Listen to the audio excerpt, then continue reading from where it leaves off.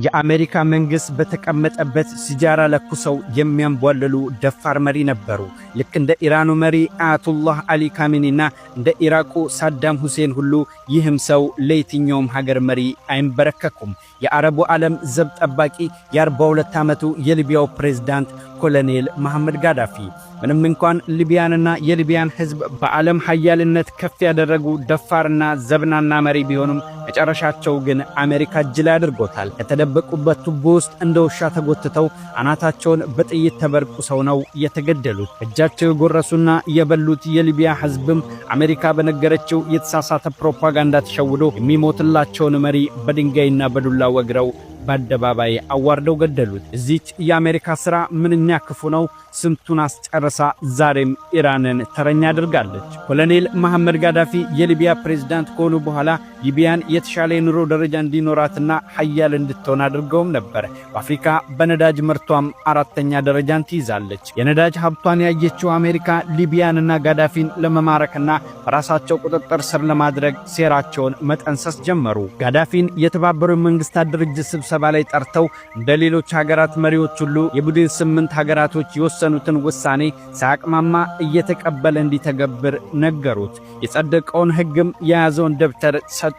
አያሉ መሪ ጋዳፊ ግን ገና ርዕሱን ሲያነበው ነገሩ ገባውና ሊቢያንና የመሪዋን እጅ ጠምዝዘው እንደፈለጉ ለማድረግ እንዳሰቡ ገብቶታል።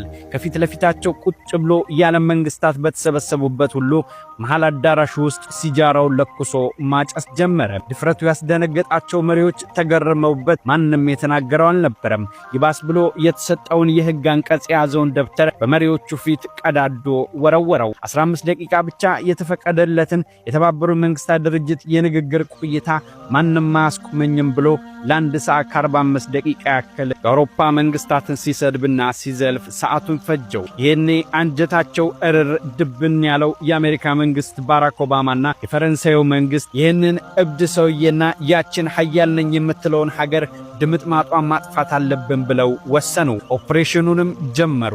በአየር ላይ ጥቃት ሊቢያን አፈራረሷት። ጋዳፊንም ማሳደድ ጀመሩ።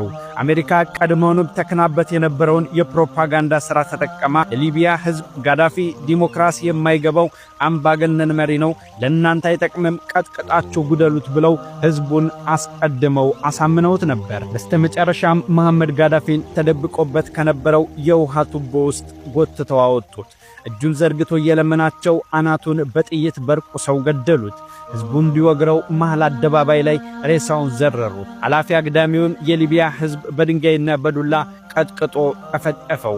አስፋልት ላይ አዋርደው ገደሉት። በአሜሪካ ፕሮፓጋንዳ የተሸወደው የሊቢያ ህዝብ አባት ሆኖ ሲያስተዳድራቸው የነበረውን መሐመድ ጋዳፊን ገድለው ይበጀናል ብለው ቢያስቡም የአይኤስአይኤስና የአልቃይዳ አሸባሪ ድርጅቶች መጫወቻ ሆኖ ቀረ። ሊቢያ ዛሬም እንደፈራረሰች ነው። ህዝቧም እንደተሰደደ እንደተገደለ ነው። የአረቡን ሀገር አንድ አድርጎ ለመግዛት ያሰበ የትኛውም ኃያል መሪ የመጨረሻው ጣፋንታ በሴረኛዋ አሜሪካ መገደል ነው። ይህንን ተግባሯን ልታስቀጥል ዛሬም በኢራኑ መሪ አያቱላህ አሊ ካሜኒ ላይ እጇን ቀስራለች። ምንኛ ክፉዋ ሀገር ትሆን አሜሪካ!